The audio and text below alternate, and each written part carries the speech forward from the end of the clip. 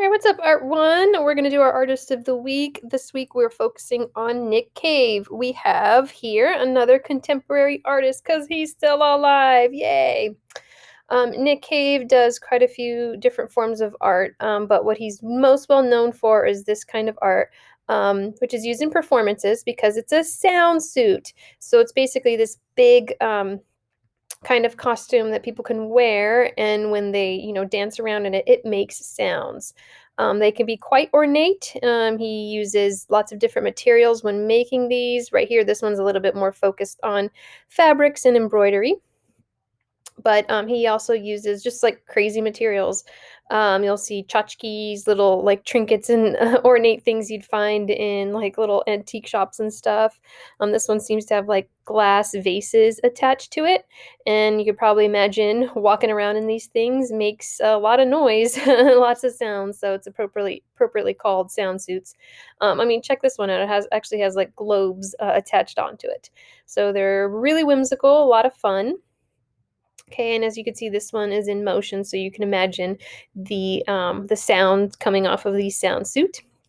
But something to notice is that the performer in the sound suit who wears it is completely engulfed. You cannot see them or their identity, and this has some purpose to it because we have to talk about where Nick Cave started, when and where Nick Cave started his sound suits. So sound suits started as basically a reaction to the Rodney King incident and the LA riots, and this happened in the early 1990s. And this was basically that generation's event of George Floyd. It's kind of similar. So before camera phones, now everybody has a camera in their pocket because they have their phone and they can record everything. But at this time, that didn't exist, and there was pretty much you had to be.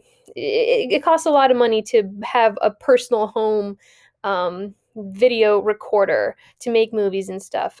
So basically, Rodney King was an African American man. He got pulled over, I believe, on the freeway, and he ended up getting beaten by four white policemen. And somebody on their balcony, whether it was their hotel room or apartment, I can't remember, but they happened to have a video recorder, a video camera, and they recorded it. And they took that tape and gave it to the local news, and the story erupted.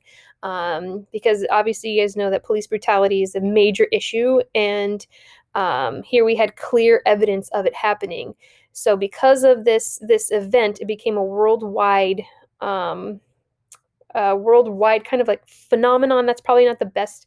Probably not the best word to use, but it spread quickly and people were appalled, and it sparked the LA riots, kind of like what we experienced this last summer with the protests that happened for George Floyd. It was basically a reaction of like, hey, we need our legal system to be better. We need our police system to be better.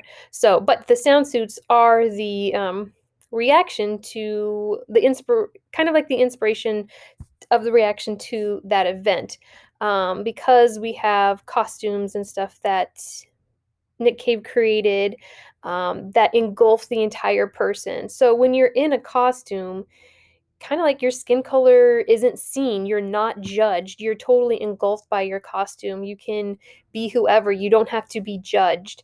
There's a lot of layering to the meaning of these sound suits. Besides the wacky, whimsical nature of them, it's actually, a big expression of who he was, being someone who was African American and feeling that he was judged all the time for his skin color and feeling like he had to wear a costume simply as himself to function and to live in this world, in with so many issues of racism happening all around him.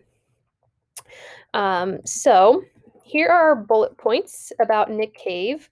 And my video is about to run out, but these are some really good quotes that you should read. I felt like my identity and who I am as a human being was up for question. I felt that like that could have been me, as in he could have been Rodney King getting beaten up. Once that incident occurred, I was existing very differently in the world. So many things were going through my head. How do I exist in a place that sees me as a threat? So go ahead and take a look at these bullet points and go ahead and do the assignment that goes with this, and good luck.